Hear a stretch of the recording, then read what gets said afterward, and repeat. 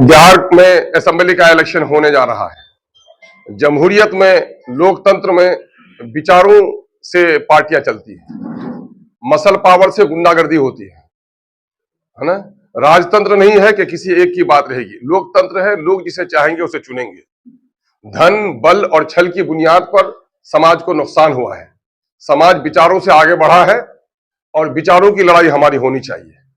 मुझे अफसोस है कि पिछले 2020 में, जबकि मुझे मेरे सम्मानित गार्जियन लोगों ने, अमर और बैसा के हजारों लोगों ने मुझको कहा कि तुमको यहां से इलेक्शन लड़ना पड़ेगा, मैं उनके आदेश का पालन किया और मैं उनका आभारी हूं कि उन तमाम तर लोगों ने जिस तरह हमसे वादा किया, निभाया। मैंने नॉमिनेशन किया, इलेक्शन लड़के सबों ने मुझे जिताया और आज मैं परस्पर इस विधानसभा क्षेत्र की चौमुखी विकास के लिए काम कर रहा हूं। लेकिन कुछ लोगों को, जिन लोगों को काम नहीं करना था, जिन लोगों ने अमर बैसा को जाति तनाव में डुबोकर समाज के लोगों को ठगने का काम किया, समाज को पिछड़ा रखा, चाहे कटान का मामला हो, चाहे पुलों का मामला हो, चाहे सड़कों का मामला हो, इन तमाम तर चीजों को जिनमें लोगों को हमारे शोषण किया, ऐसे लोगों को लगता है कि मैंने यहाँ रोशनी चिराग जला दिया है और अंधेरा खत्म हुआ है तो उनकी दलाली खत्म हो रही है। इस वजह से वो लोग परेशान हैं। पिछले दिनों में भी इलेक्शन के दौरान में हमारे लोगों पर लोगों ने हाथापाई की, मारपीट किया, जख्मी किया, लोगों ने मुकदमा हुए, लेकिन हम लोग जीतने के बाद माफ कर दिए। और ये भी चूंकि कुदरत की तरफ से भी, ऊपर वाले के लाठी में मार नहीं पड़ती। जिन लोगों ने ये शरारत की थी, कुदरत की तरफ से भी उनको बड़ी सजा मिली, हम लोग उसको भुला दिए। अब जबकि इस वक्त इलेक्शन होने जा रहा है, कुछ लोग कहते हैं कि हम सरकारी पार्टी के हैं, कुछ लोग कहते हैं कि नहीं मेरी पुश्तैनी जिम्मेदारी है। ऐसे लोग एमआईएम के वर्करों से दिक्कत उनको हो रही है। जनता चाह रही है कि फैसला करेगी कौन जीतेगा कौन हारेगा। क्या किसी के वर्कर को जाने से रोक सकते हैं? क्या किसी के वर्कर से आप लड़ सकते हैं? भाई विचारों की बात है। अख्तर उद्दीन ने जो लड़ाई असेंबली में लड़ी है, आज उससे अमर बैसा की आवाम वो महसूस कर रही, फख्र महसूस कर रही है कि हमारे एक एक मुद्दे उठे हैं। लीडरशिप क्या चीज होती है, पॉलिटिकल एक्सरसाइज क्या होता है, क्या शक्ति होती है, वो लड़ रहे हैं। इस बात से बहुत सारे लोगों को परेशानी है और इस तरह हमारे लोगों को डराने धमकाने की कोशिश करते हैं।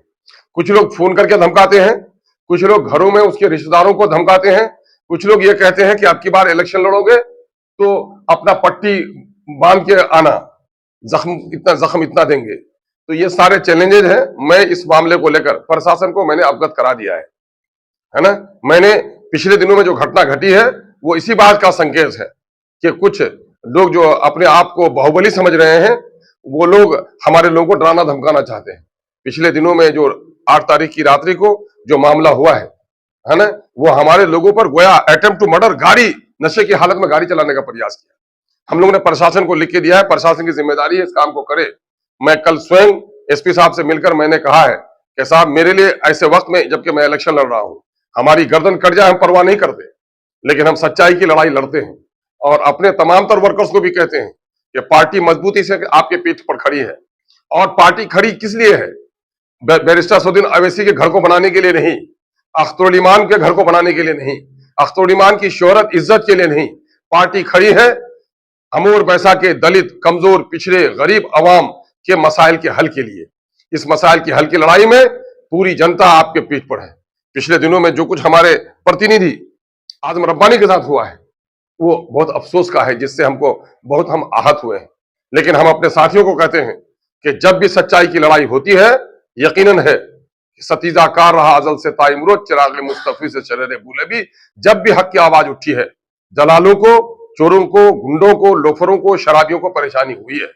मैंने बार बार कहा है कि मैं 70 बार हार जाऊंगा, चोर उचक्के और शराबियों के वोट की हमको जरूरत नहीं है।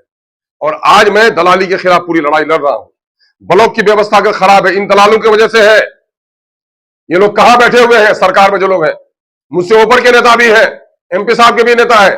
कहा है किस सवाल से जो काम करेगा उससे, जो दलाली कर रहे हैं, मैं जिनका कंप्लेन आया मैंने उसकी कार्रवाई की है। लेकिन अगर कोई रिश्वत देकर नहीं बोलता है तो उसका जिम्मेदार वो है। मैं लड़ता रहा हूं। दर्जनों ऐसे के मामला थे जिनसे लोगों ने रिश्वत मांगा, डांटा और उनका काम हुआ है। और कुछ लोग हैं जो पैसे देके भी नहीं बोलेंगे, तो अल्लाह उनका भला करे। लेकिन जहां तक है, मैं व्यवस्था के, नीतीश कुमार ने पूरे तौर पर इस वक्त रेवेन्यू डिपार्टमेंट को वो करा दिया है, गोया नीलाम कर दिया है। उसकी जो खराबियां अपनी जगह पर है, हम इसके माध्यम से हम अपना, चूंकि पार्टी ऑफिस है हमारे पार्टी के लोगों से मिलने के लिए भी आए थे, आप लोग आ गए हैं, हम अपने दिल के विचारों को आप लोगों के सामने में रख रहे हैं कि इस वक्त शांति और सौहार्द भाईचारगी के साथ हमको इलेक्शन लड़ना चाहिए। ये जमहूरियत का सबसे बड़ा वो है, त्योहार है, सबसे बड़ा पर्व है। ईद कुछ लोग मनाते हैं, होली कुछ लोग मनाते हैं, सब लोग अगर मिलकर मनाते हैं तो हम लोग यही त्योहार मनाते हैं। अपने समाज का नेता चुनिए, अख्तर उद्दीन अच्छा लगे तो उनको चुनिए, राम प्रसाद अच्छा लगे तो उनको चुनिए, कलीमुद्दीन अच्छा लगे तो उनको चुनिए। जात बिरादरी के इस फितने को दबाइए और सच्चाई के साथ समाज को ऊपर उठाने का प्रयास कीजिए। मैं यही बात कहने के लिए जरा सा यकीनन है कि दूसरे पार्टी के ही लोग थे, दूसरे पार्टी के लोग थे। दबंगई का जिनका रिकॉर्ड है, पुलिस को खंगालना चाहिए उनके रिकॉर्ड को, ये कौन आदमी है।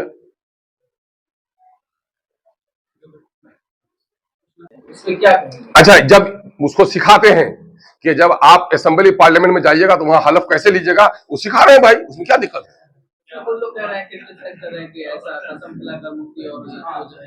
तो मौलाना असराउल हक साहब जो एमपी बने थे तो हलफ नहीं लेते वहां जाकर। अरे कसम टूट जाएगा तो उसके नेचर का कमजोरी होगी, उसकी कमजोरी दिखेगी यार, है ना। शादी भी टूट जाती है तो शादी नहीं करेगा आदमी, है ना। कितनी मजबूती से लड़ रहे हैं चुनाव इस बार बिहार में?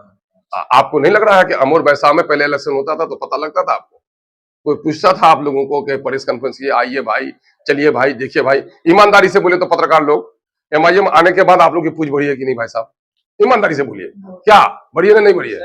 अरे आप तो बोलने जानते हैं, बढ़ी कि नहीं बढ़ी है, सर ही लाते हैं, बोलेगा ना भाई, बढ़िया ना, सर ही लाते हैं, ये उनका पत्रकार है।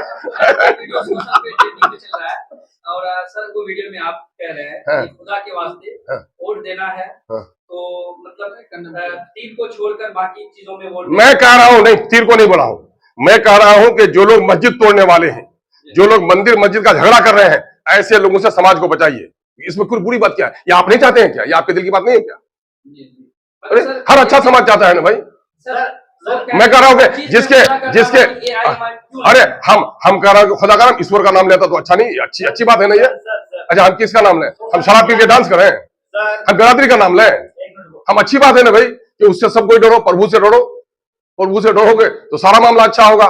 माँ का आदर भी करोगे, बाप का सम्मान भी करोगे, पड़ोसियों का ख्याल भी रखोगे। आप प्रभु से नहीं डरोगे तो डंडा लेकर के आओगे कि मेरा बाप बड़ा आदमी था, वोट देना पड़ेगा, बिरादरी का मैं हूं। जो प्रभु से नहीं डरता है वो ऐसा करता है।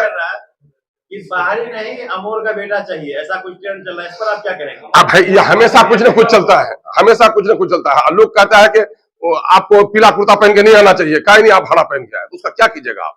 सवाल ये पैदा होता है कि अमोर के 51% लोगों ने कहा कि अख्तर उद्दीन यहाँ का नेता बनेगा, तो अमोर की जनता की बात रहेगी कि दो चार आदमी जो इस तरह बोलता, कैसे आदमी, 4 आदमी है, वो 4 आदमी है, 4 आदमी के अलावा 5वां आदमी नहीं है।